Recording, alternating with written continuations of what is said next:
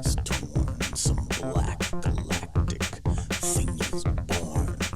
When will the star? Above them, the mountain spire was a pinnacle as a cartoonist might draw one, sharp and needle-like as a burlesque of a spire, and with a clean white donut cloud encircling it and settling down a third of the way from the top. I just love how that just comes out of nowhere.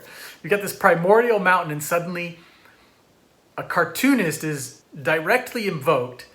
And I swear I have seen this exact picture in a cartoon, like an animated cartoon, Bugs Bunny or something, where you've got this pointy, spire of a mountain peak with a white circle cloud around it, perfect circle.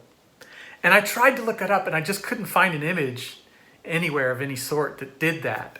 Tell me if you've seen that or think you've seen that or if you have an image for that. And regardless, that's what it brought up in my mind. And he just like smoothly inserts these kinds of things, especially in this novel, and we've been prepared for it because the whole previous chapter, not only were there monstrous things going on, but there were skulls sort of dancing or singing and other weird things going on. So when it suddenly does this, but it does give you a sense of like, I think it's said that you're kind of in nightmare country, dream country. Things are like in Hop equation space, it breaks here. It's different than other space, which I've emphasized quite a few times in these discussions. Here in the feral regions, it's the same way. And here up on this electric mountain, it's the same way. Things are just going to be different and weird, cartoonish and dreamy. And I just love it. I mean, I can picture this cinematically. I can just totally picture this cool, awesome shot of a mountain that gets really weird and starts to, look like a phantasmagorically crafted movie set.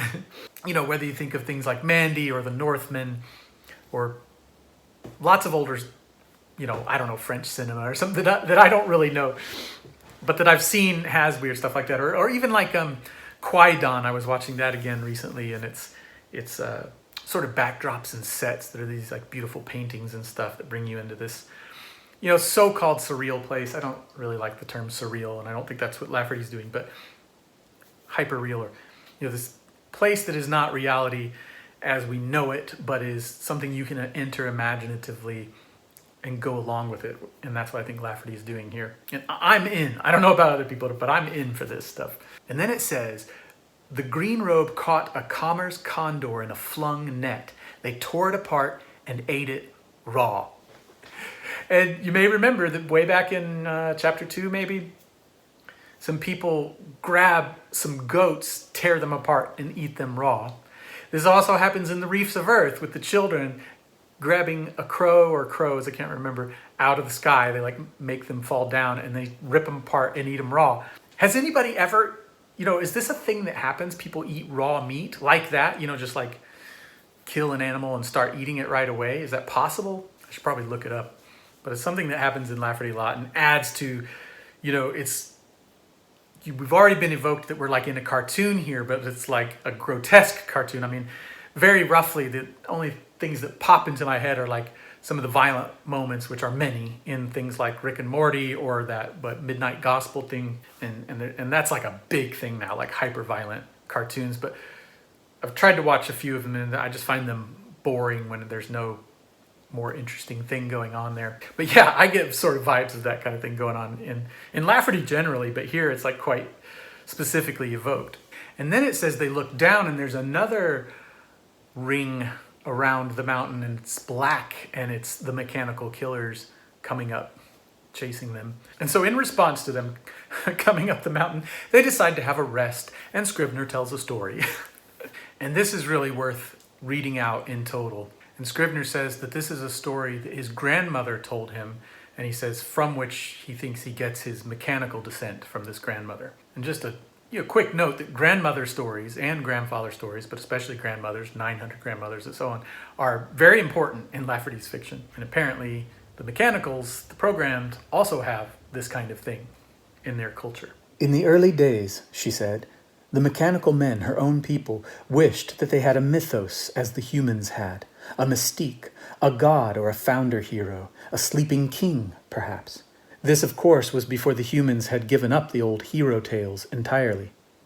Every old Earth nation, my grandmother told me, had its mythos of a sleeping king who would one day awaken and rule again in a new golden age. Of sleeping kings, there was Alaric, the slayer of Rome, who was buried underneath the Bucento River, its course changed for the burial and changed back again to flow over him. And he was to arise from it again one day and lead the Gothic element, that shaggy thing that is the basis of a dozen peoples. There was Arthur of Britain in a kingly sleep in an ensorcelled room at the bottom of a lake. There was Brian Boru of the Irish, buried on horseback in a pit with great stones heaped around him, and when he wakened he would scatter the stones and ride again. There was the Cid of the Spanish, not buried at all, but riding forever a horse in death sleep over dark moors in Estremadura. There was Barbarossa of the Germanies asleep at a table in a cave in a mountain, and his beard grown through the table. There was Henry of the Tudors immured in a room with 6 wives, and they not in accord. Thomas laughed. There was Kennedy of the North Americas riding forever in an open automobile in an obscure place, Scrivener continued. There was Roadstorm, the early freebooter king of Astrobe and all scattered Earths, marooned in unknown orbit in his small spaceboat, the Star King. All of them are to return and lead their people once more. How can people form themselves without some such mythos? The early mechanical men of Astrobe wished to find such a legend in their past. They needed a sleeping king for their own solidarity. They sent to old Earth to see if they could not find some such mechanical sleeping king of their own to build a mythos upon. They went backward and further backward through lands and times to find the first mechanical thing that they could regify. They settled on an old, small, broken gear train that had been taken from an Egyptian tomb. It had hardwood cogs and bronze bearings. Its use was not known. It was a clumsy thing, but it was the earliest thing they could find in the true mechanical spirit. They brought it to Astrobe and said that it was their sleeping king. They said that it would awaken one day and lead them, and the human people snickered at them, at us, for it. Then Udin came, the celestial nothingness. Put away such toys as that, Udin said. I am your God and your king. And so he has been God and king for all programmed persons from that day till this, and quite soon he will be God and king of all beings of every sort. But we were his first people, we the mechanicals. He grows and grows, and all the other kings die. But last night, I rejected him. I thought about it all the night, and I rejected him. So, what am I now? I am not machine, and I am not man. What is left to one who has rid himself of the deified nothingness? I cannot be left with nothing. It was the nothing that I rejected. There was no response to this shrill little pleading of Scrivener. They all looked at him with half-shut eyes that frightened him. Scrivener had become alien to both his recensions. And from there it says they began to climb again.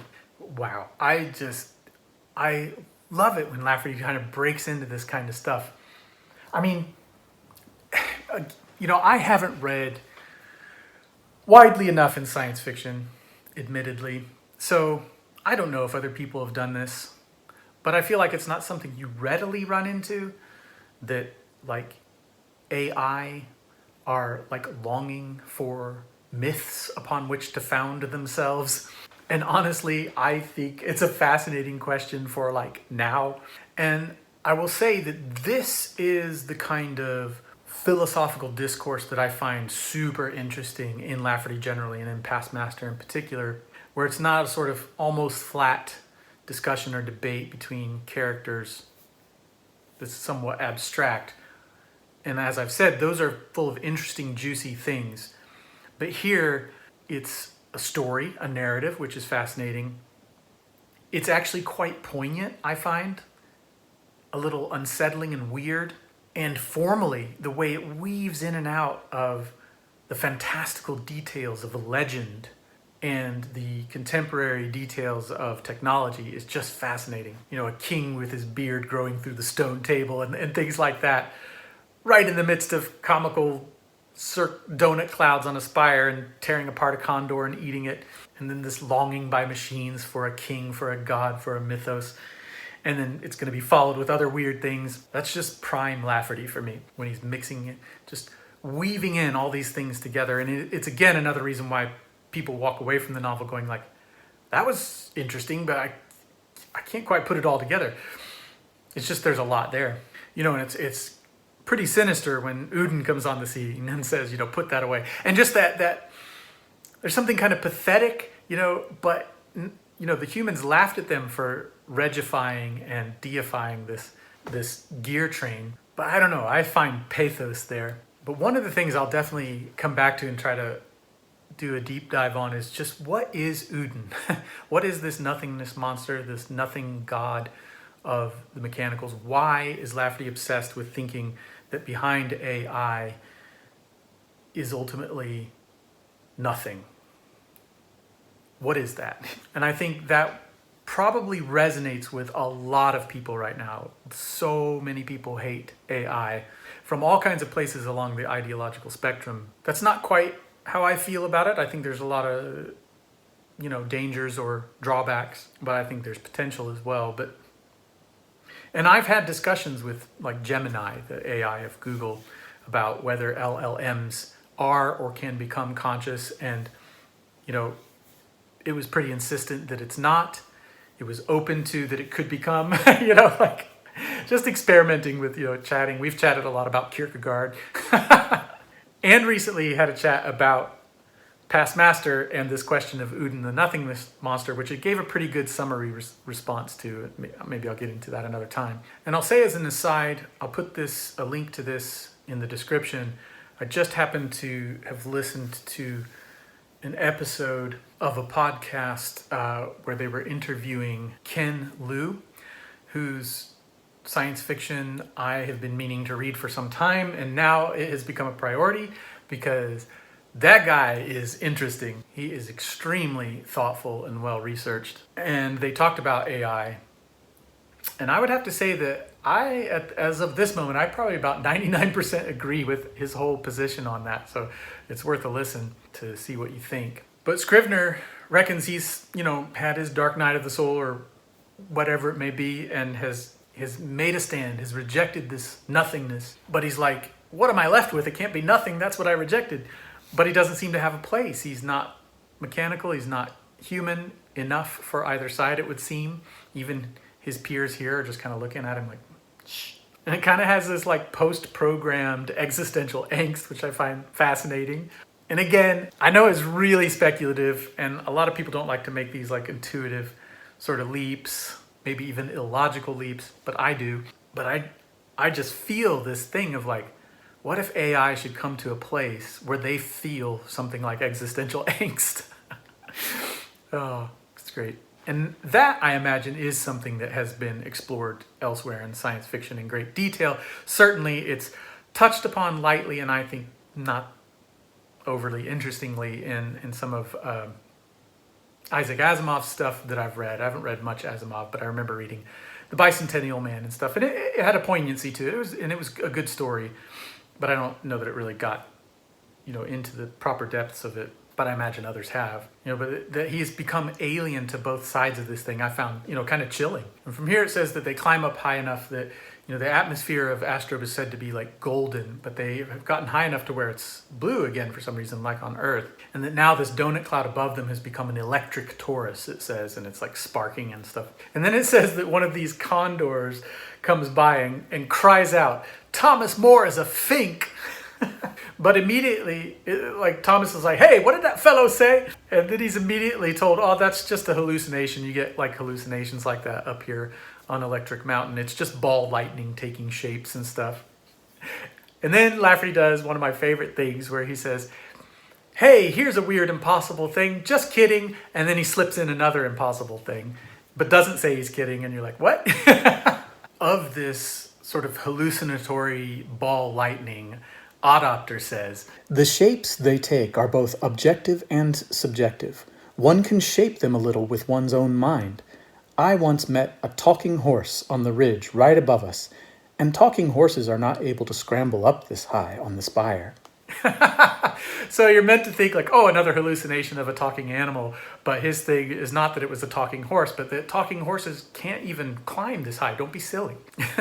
Yeah, so anyway, things are getting a bit trippy up here on Electric Mountain. And I just love the way this chapter is moving from weird phenomena to weird phenomena to weird story to strange descriptions of the landscape to now it moves into a slightly different phase of talking about the Haruspex thing, the diviner of entrails, and then a big sort of physical description of the land below. It says that when they reach the top, it's a crooked plateau and iron rock slope that looked like sponge and smelled of ozone. And it's here they find Copperhead's work laid out before them.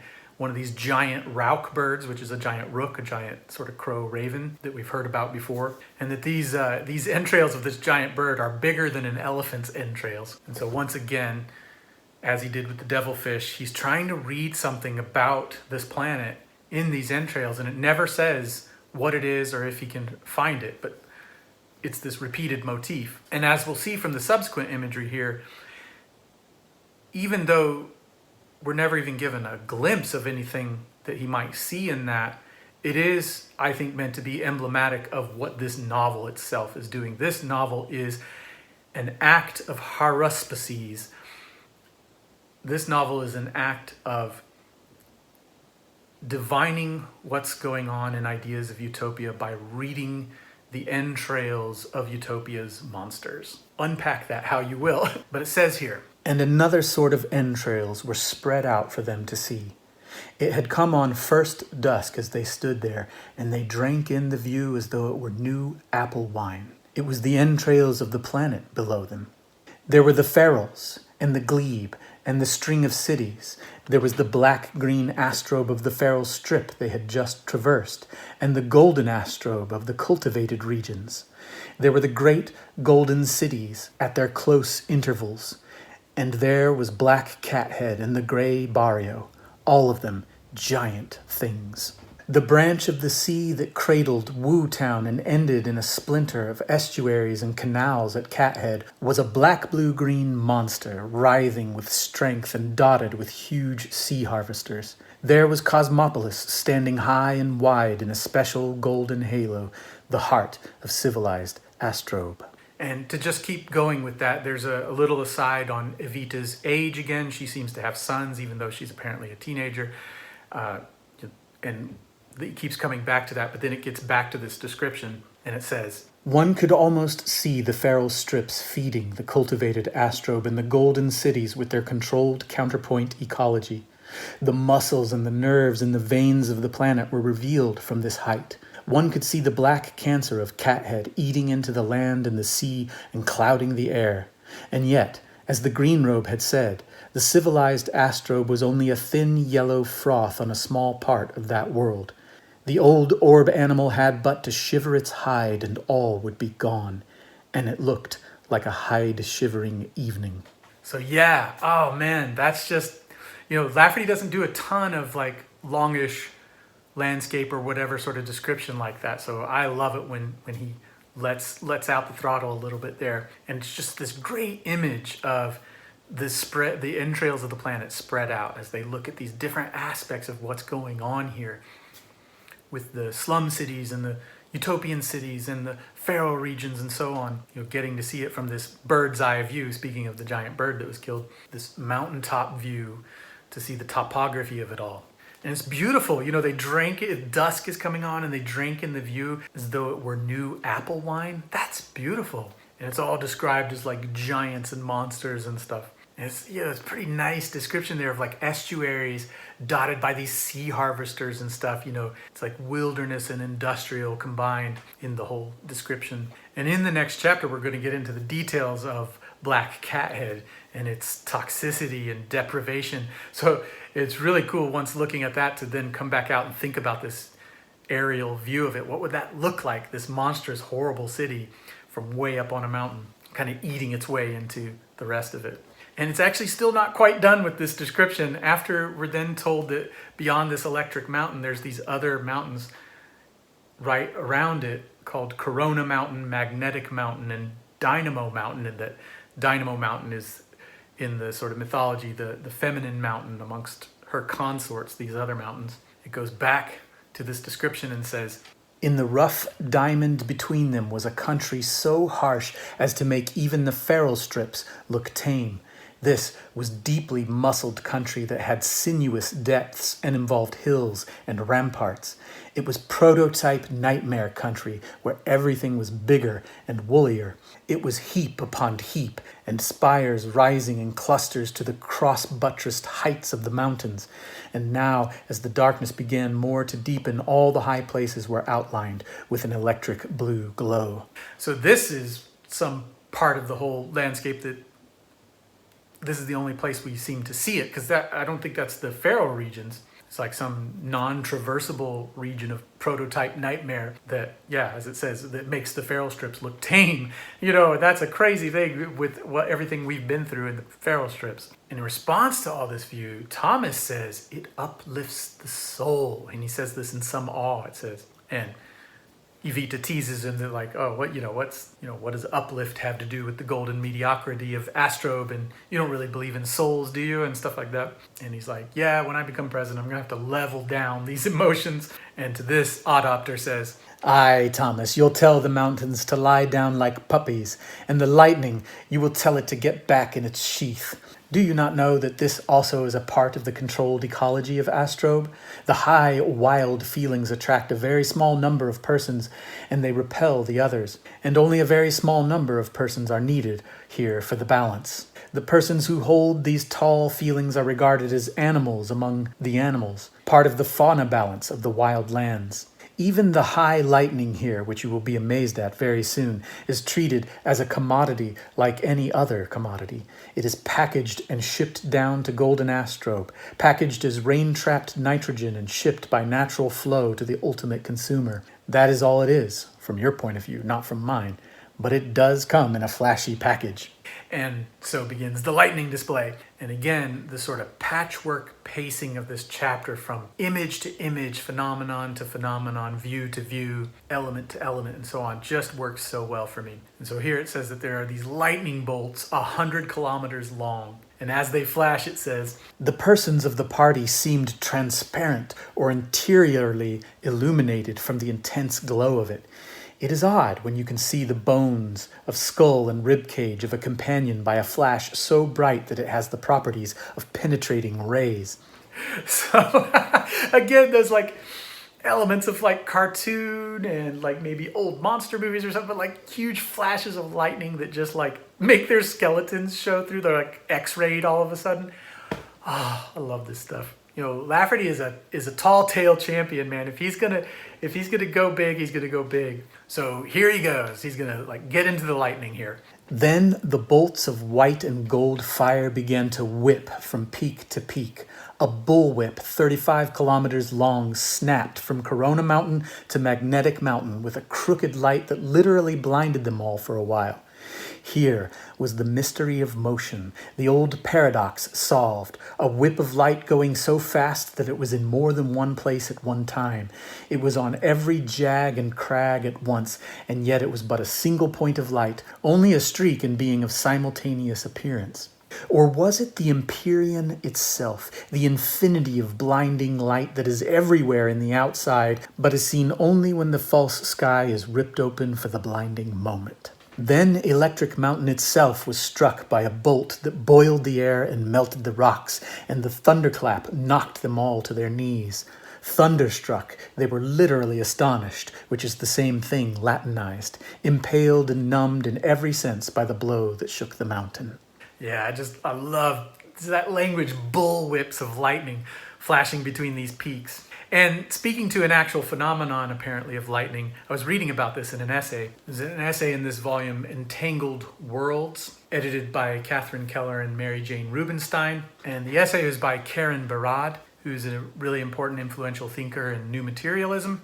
And it's an essay about the thought of the philosopher Walter Benjamin, called What Flashes Up? Theological, Political, Scientific Fragments. And it is fascinating. But one of the images, I guess, that Benjamin gets into and that she picks up on is how lightning has this sort of simultaneous quality on either end of it when it flashes, when it streaks. And Lafferty seems to be tapping into that here. And the way that Barad and Benjamin are thinking about that philosophically and what it might say about time and space and movement, you know, Lafferty's right there with them. He's like, man, you see something like that and it gets you thinking about metaphysics. Not only, you know, sort of Zeno's paradox or whatever, which I think he's alluding to here, and I know he talks about elsewhere with, you know, how do you move from A to B when you can always split the space?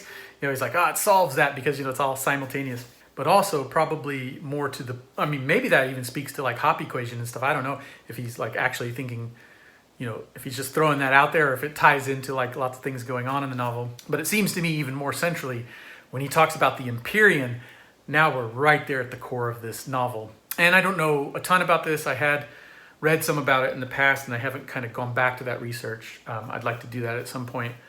But as he explains here, basically it's amazing. It just ties right into when Uden showed up in that sort of mystical encounter with Paul and Thomas and declared, he's like, you don't understand the topography of reality. I'm the nothing. I'm what's outside. I am the container for reality. All that you think is real is inside me, is inside nothingness. And in this idea of nothingness, that means ultimately it never was. Never was, will be no more, and therefore never was, as it spells out in, I think, a later part in this novel that we'll get into. And here, experientially, it's suggested, and these are things that people experience, and mystical experiences and psychedelic experiences and so on. I mean, I think there's probably a variety of reports on that kind of thing. But here it's suggested that no, it's not, nothingness is not the container. It's pure blinding light is the container. And if the false sky is ripped open for a moment, you can see that. You know, and we're not told what that blinding light represents. I mean, that could be a lot of things. That could be terrifying, you know. There are some horror writers that talk about light that way. I'm pretty sure Arthur Machen does a little bit here and there. And I suspect it's meant to be opposed to the nothing and therefore is representative of the divine. And indeed, I believe the Empyrean in that older thought represented sort of divine energy. Yeah, I always do this. I'm like, I could just look that up real quick. Apparently it's roughly, you know, in medieval thought and elsewhere, sort of a third heaven. You know, there's the sky, there's outer space, and there's heaven. And that's really what's surrounding everything, which is an interesting theology, a little different or very radically different, it would seem to me, than like this disjunction between earthly life, physical life, and a heaven beyond. It's more like we are within heaven already. That's fascinating. And I think that Lafferty is alluding to that here. And that would fit with his sacramental ontology, that everything is only exists by participation in that light, in the divine. So Lafferty's giving them a mystical vision, but it's a very uninterpreted vision. It's just raw. And importantly, it's as terrifying, as jaw-dropping, as, you know, they become astonished, thunderstruck, as any, you know, mystical revelation of nothingness. And as many have noted, you know, there's an element of horror in the holy. I think Lafferty's tapping into that. And, you know, it's comical with their bones showing, but also, you know, that's speaking to bones that we've seen already in the novel and the bodily life that's so important to Lafferty. You know, it's not a form of Gnosticism or some versions of Christianity that think of the body and physical life as a prison that we need to escape. Lafferty is very into transcendence in this novel, but it's not the transcendence of escape. It's the transcendence of something beyond that is giving life to an existence to who we are now. You know, make of that what you will. I'm just saying these are the kinds of ideas we're working with here.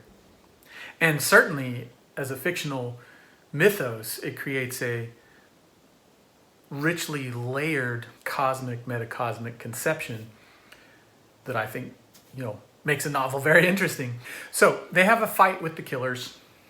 It's good. It's good. It's not as good as the fighting scenes previously to me overall, though there's some moments in it. There's this moment where one of them knocks one of the mechanical killers off the mountain and it kind of talks about him falling through the glancing darkness, and I picture that. It's really good. And it says here that Scrivener and Slider finally have their switch where they start to come after Scrivener because they perceive him as human and against the utopian dream. And here, Lafferty is always complicating things in a wonderful way. Just as we've got this counterbalanced vision of the light outside everything instead of the nothingness outside everything, he reverses that, goes back a different way. And I mentioned that John Nelson that I was having conversations with about AI. We've had a lot of discussions about to what degree Lafferty as an author is in control of his narrative, and to what degree there's a lot of unconscious coming out, and that the art exceeds the artist, and post-structural ideas, and death of the author, and these different things. And I'm a big believer that the art always exceeds what the author intends, but I think understanding something of what the art is doing in its own intention, authorial or just textual or whatever, is super important and part of the whole thing.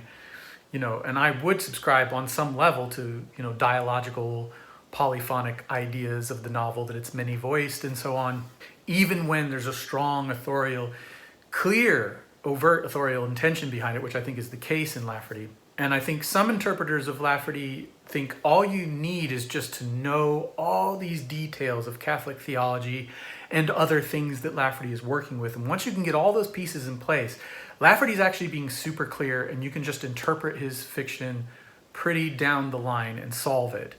And on that level, I would find that really interesting, because he does involve so much, and it is a complex set of ideas that he's working with and expressing. However, at the moment, I just don't think that finishes interpreting Lafferty any more than it would any other piece of art. And not least because of the way Lafferty writes, I think he's quite comparable to Cormac McCarthy, and especially a novel like Blood Meridian. It's different than that. It's different. It's not as polyphonic as that, not as purely undecidable as something like that, but it has elements of that. And whilst I do think Lafferty is trying to exercise a lot of control and say, here's what I'm after, I think he introduces so many levels of complexity that it gets a little out of hand in a good way, and sometimes in a shaky way. And I think there's some intentional artistry there where he does have his preachy moments here and there in this book or elsewhere, but even in a book like this and all over, he very artistically leaves things. I mean, this novel will end open-ended with questions, and it's clear what Lafferty's answers are to those questions, but he won't answer them, which is partly just getting readers involved, part of his whole participation thing, collaboration. But I think that he sets up these things so strongly that it creates a fruitful instability in the work that will invite endless discussion and conversation. And even from a theological sort of perspective, or any kind of ideological perspective, in my opinion, that's only good for your ideology in a work of art, that it would have such a radical open-endedness and fruitful instability that it just has to be discussed and discussed and discussed. And that keeps it from being stilted and stultifying and stagnant, which are things that Lafferty is overtly concerned with throughout his work. He goes on about it all the time, that stagnancy is a huge problem. And so it's no surprise that his very works are anything but stagnant in that way. So currently that would be my stance on what I think Lafferty's doing here with these levels of complexity. Like, here's a vision, here's a counter vision, but back to the other vision. And, sure, Lafferty's coming through and I side with this vision, but, and nobody's really looking at Udin, the nothingness monster. Even if you're a nihilist, I don't know that you would really be like, he's my hero, any more than you would the judge in Blood Meridian. Though people side with his points of view, they also know he's a horrible, horrible, sick monster. But nevertheless, even a monster can represent a view that you find convincing. And I don't think Udin is in any, and these evocations of the nothingness are anywhere near as eloquently convincing, though they have elements of that, as something like the judge in Blood Meridian. But I do think they have a very cumulative effect by the end of the novel that leaves you a little bit like, whoa, I'll just leave it at that for now. But so here's how things switch again.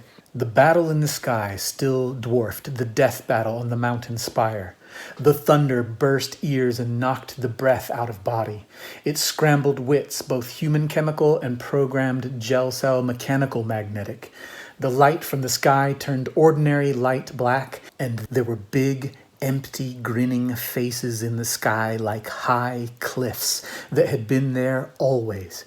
Big faces that had always been there but never seen except by the most intense flash of the insane lightning. "It's the many faces of Udin, their great nothingness and king," Maxwell cried. "Where is the face of our king? Would we know it if we saw it?" And then as this lightning continues to mount, it says that the rock iron surface was slippery with the entrails of those who were first ripped apart.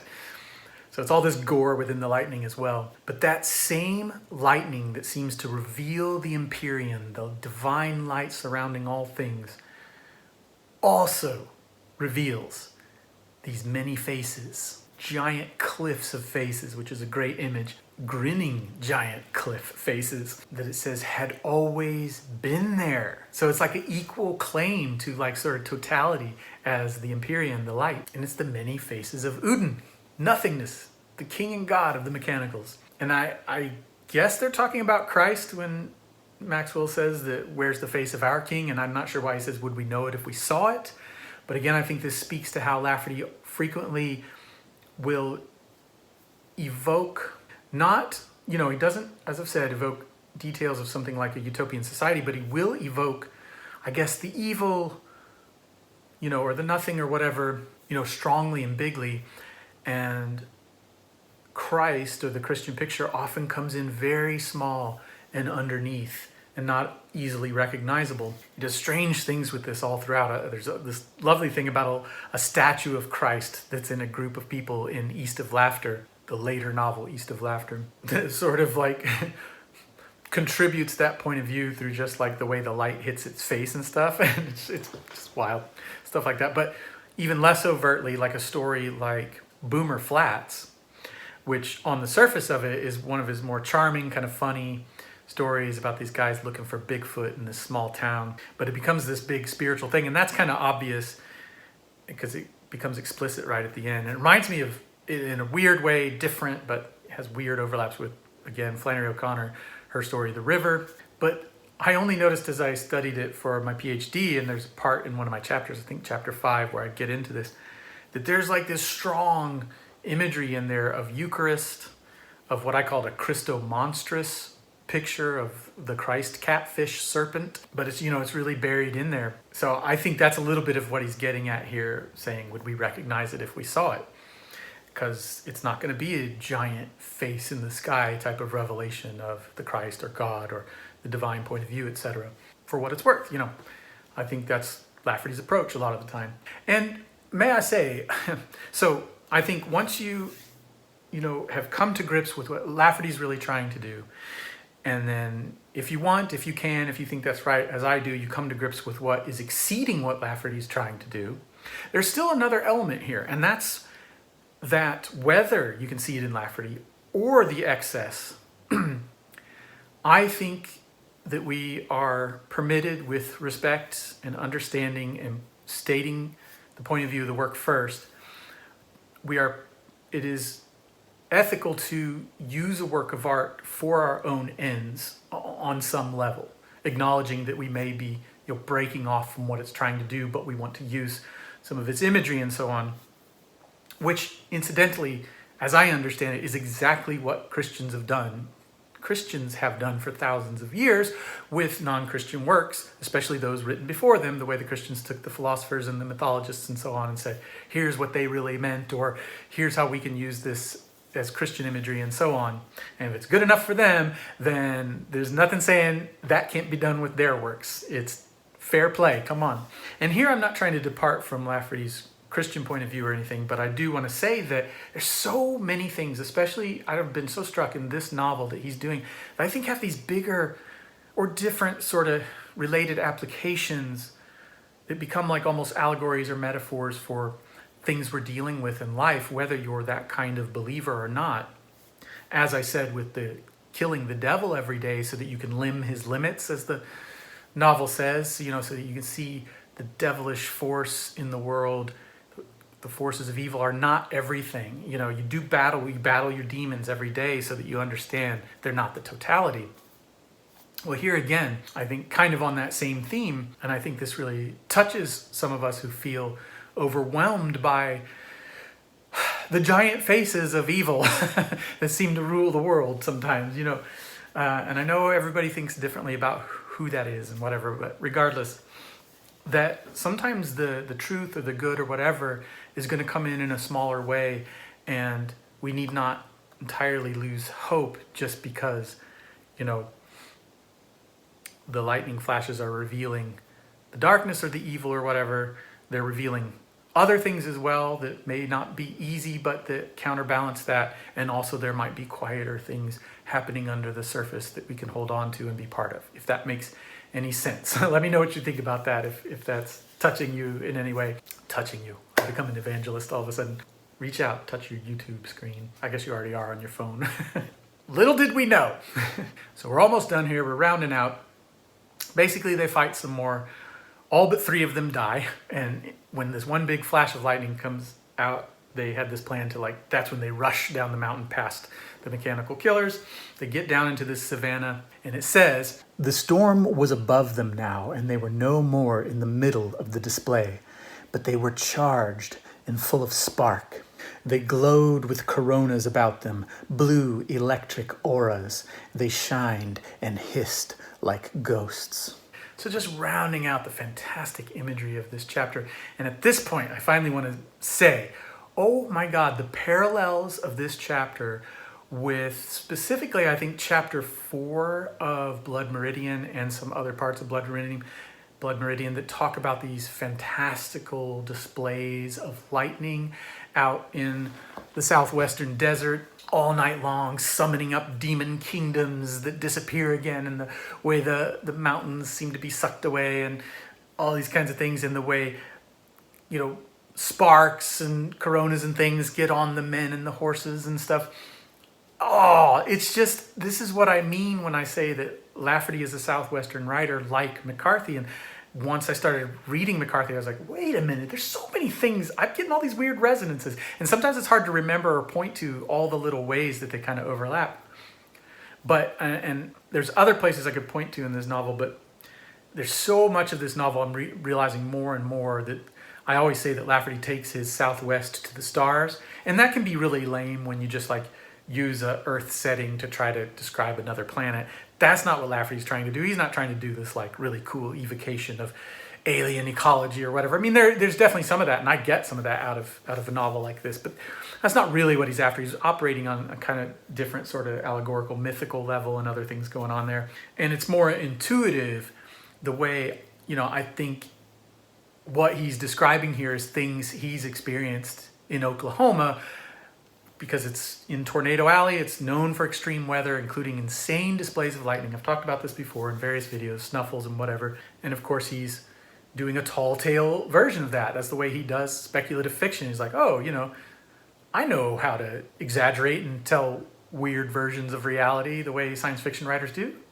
I've been telling tall tales since I was little, And I think the way he does it, it's effective. If you told me that about him, I might be like, I'm not sure I would really like that. I don't know if I want a goofy southwestern storytelling version of science fiction or something. But that's, as you can see, that's not exactly what he's doing. It has elements of that directly, but then it's more than just that. And as I say, I think overlaps into, strangely enough, areas like Cormac McCarthy, which you wouldn't maybe initially think these two would have anything in common, given their seemingly different registers, but their registers aren't as different either as they seem at first. Lafferty can really use a similar sort of syntax and vocabulary and stuff.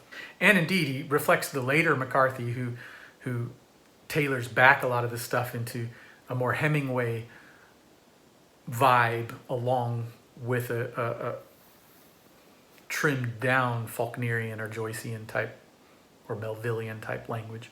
But as it's describing this electrical phenomena over them, it says, and this was an outward sign of inward things happening. Thomas and Paul and Evita had suffered a deep change. They had been transfigured on the mountain. They were not quite the same people they had been. Something new had been burned into them. And first of all, just on its own, the language and the idea, that's rad. That is just cool. But he's pretty clearly referencing the transfiguration of Christ on the mountain, in the way when the disciples came back down from seeing Christ in his glory transfigured on that mountain, they were changed and different and so on. But again, Lafferty, with his beautiful complicating, has done this not through a vision of the Christ. The Christ was nowhere to be seen. They were like, where's our king? Would we know him if we saw him? So it's like almost an anti-transfiguration or something, you know. But they have encountered the light of the Empyrean, maybe. You know, it doesn't even say that specifically. It says maybe that's what it was. And the darkness, the faces of Udin. And I think it's that totality that has transfigured them, and that something new had been burned into them. Man, that's intense stuff. That's really cool. Again, I'm hearing language from Flannery O'Connor about burning things into people prophetically and stuff. The Violent Bear It Away, and her novel called that, and some other stories and things. In fact, I maybe say that's kind of the theme of her novel Wise Blood as well. Yada yada. And then Thomas says, Really, it was a sight worth seeing once, Thomas said. I have found the strong skeleton beneath the golden flesh of the world, the iron in the marrow, and the deep green blood, and the something else, the void. Ah, those grinning, empty faces up in the sky that were all the nothing face. Not up in the sky, Evita said, down in the sky. We be upside down on Astrobe, and we saw down into the ultimate pit when we were on the mountain. what? That's so good. Again, that language, the strong skeleton beneath the golden flesh of the world, you know, the iron in the marrow and the deep green blood. Oh, it's just, he can be a real poet sometimes. But as he's saying, here's the vigor. He's also, and something else, the void. So they really encounter the vigor and the void on the mountain. And as Evita says, you know, we saw those faces not up in the sky, but down in the sky, because we're upside down here. You know, we could talk about that. Obviously, some kind of metaphor about the very nature of utopia, perhaps, but brought to this planetary scale, because there's been quite an emphasis in this chapter on the actual planet, the physical planet, the landscape, topography, and so on. And I think that's important. I'm not sure exactly how, but I don't think it's just pure allegory and metaphor, that it's really being tied to, you know, planetary existence, which, again, you want to talk about relevant things, you know, I mean, like, it's fascinating. It's fascinating stuff to talk about there. And so, you know, again, you could like make quick, easy solves. Like she says, they looked down into the ultimate pit. So really what they had was a vision of the pit up on the mountain. At the highest point, they actually saw the lowest point. So now you know that was evil that they saw. And in that evil scene, they also experienced the Empyrean, so that there's light coming in to, you know, rescue us from that darkness or whatever. You know, I don't think it's that easy, but, you know, we can have those discussions. I do also sometimes get a note here of like, whoa, Lafferty's leaning hard on this like light and darkness, evil and good, nothingness, and, you know, the Empyrean or whatever. And it does feel a little Manichaean sometimes, like the there's like two ultimate forces, which is not Catholic theology at all. That's what Augustine, you know, went against. He'd been a Manichaean and then became a Christian, you know. So, and yeah, what's going on there, and why does Lafferty lean on that so hard? But again, dealing with these things like nihilism and Manichaeanism and these sorts of questions, again, that is what the works of Cormac McCarthy are all about and stuff. So again, just how he's even discourse-wise in that same vein. And the chapter ends, in the very early morning, they came into giant Cathead from the backside. Oh, it's going to be good. It's a dark one. Thanks so much for watching. Let me know what you think. See you next time. The amniotic ontic webbing is torn, and some black galactic thing is born. Star shooting.